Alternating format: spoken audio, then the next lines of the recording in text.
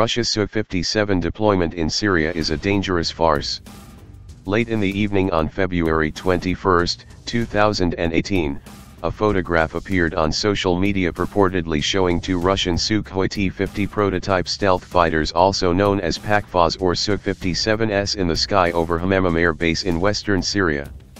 While the photograph was rather blurry and could not be precisely geolocated, by the morning of February 22, two videos appeared on the same social media depicting almost the same scene.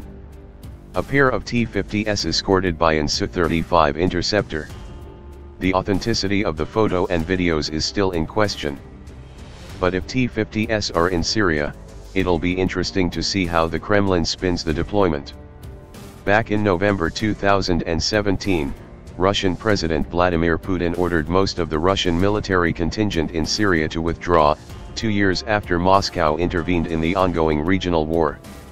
Despite Putin's order, two T-50s appeared in Syria along with the Russian Air Force A-50 radar plane, 4 Su-25 attack planes and 4 Su-35s fighters. The warplanes arrived in Syria following weeks of intensive airstrikes by Russian planes targeting areas controlled by anti-regime rebels in Idlib and East Ghouta. In other words, the T-50s deployment could be further proof that Putin's withdrawal order was a lie. In any event, the stealth fighters' presence in Syria raises other questions. The T-50 program has suffered a number of long delays since the type's first flight in 2010. Early on, Russian officials announced that the type would undergo state acceptance trials in 2013 and enter operational service in 2015. That didn't happen.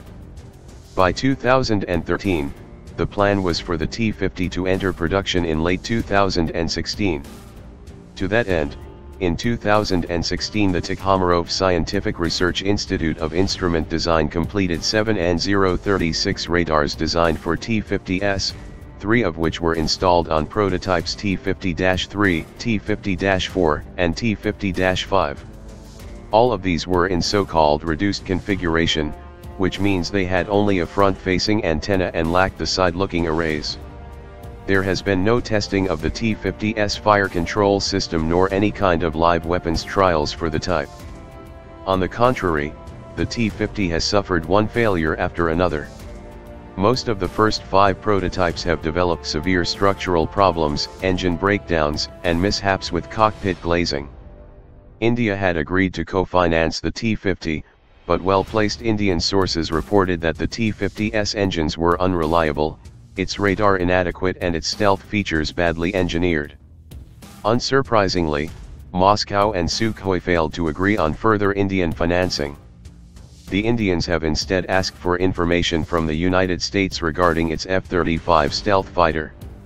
Sukhoi rushed 5 available T-50 prototypes to the Air Force's State Flight Center Base No. 929 at Anaitubinsk in September 2016 to have them flight tested by Russian military pilots. Rumor has it that in the same year, one of the T-50s released a weapon of unknown type from one of its internal stations for the first time.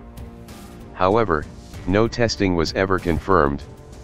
The prototypes have only appeared carrying dumb bombs or dummy R-77 air-to-air missiles on underwing pylons.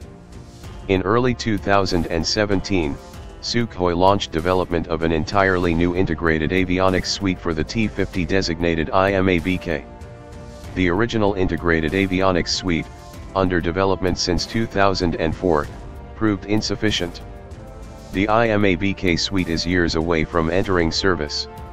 Later in 2017, Mikhail Pogosyan, CEO of United Aircraft Company, the consortium controlling Sukhoi and all of the Russian aviation industry, left his position. Pogosyan was the only UAC director with industrial management skills. To say that this collapsed the entire T-50 project would be an understatement. The Ministry of Defense in Moscow in late 2017 slashed T-50 procurement to just 12 copies for now. These 12 prototypes are supposed to undergo further research and development by 2025. Considering that Sukhoi has already assembled at least 10 of these, this means that production has essentially been terminated. In reportedly deploying T-50s, the Kremlin is outright gambling with precious prototypes and their pilots' lives? It has sent into an active combat zone 2 supposedly stealth fighters that are anything but stealthy, that possess inadequate and incomplete sensors, incomplete fire control systems and self-protection suites, no operational integrated avionics, and are powered by unreliable engines. They have undertaken hardly any weapons separation testing except for 2 types of free-fall dumb bombs and lack any other operational weapons bar their 30mm internal cannons. On the top of that, the aircraft are then going to be flown by pilots who lack any kind of doctrine or tactics for the type and who cannot really depend upon the plane's avionics and other systems.